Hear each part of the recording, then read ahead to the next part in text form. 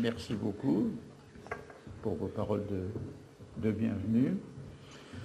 Et pour créer une ambiance favorable à la conscience des incertitudes, je dois dire que j'avais demandé à M. de Villepin, n'est-ce pas, d'imaginer un contrat de première embauche qui puisse provoquer quelques remous.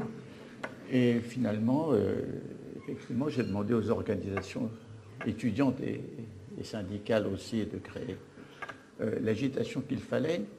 Je leur ai seulement demandé de ne pas faire leur journée d'action le 29, mais le 28, et de façon à ce que je puisse être présent parmi vous.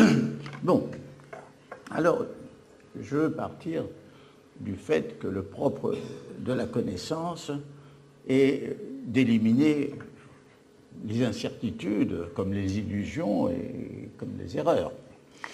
Et on peut dire que la connaissance scientifique, non seulement a pour mission d'éliminer les incertitudes, mais d'établir, de conquérir des certitudes à travers les lois de la nature, à travers les déterminismes, et qui permettent eux-mêmes de prédire.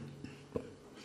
Et on peut même dire que toutes les sciences, pas seulement les sciences physiques, biologiques, naturelles, les sciences humaines comme l'histoire, se sont efforcées d'établir des certitudes. Et je dirais même que l'idée, dès la Révolution française, ce qu'a très bien exprimé Condorcet, avec une sorte de loi du progrès comme loi de l'histoire, nous donnait la certitude qu'on irait toujours vers le mieux.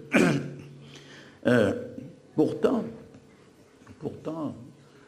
cette confiance, cette certitude s'est trouvée ébréchée, et le premier ébranlement est venu au milieu du XIXe siècle avec la thermodynamique. La thermodynamique qui elle-même nous dit que l'agitation calorifique, c'est-à-dire l'agitation de molécules, on ne peut pas la prédire au niveau individuel, mais peut-être que sur le plan statistique, on peut dégager des lois et des tendances. Mais c'était le premier grand dialogue de la connaissance scientifique avec l'incertitude.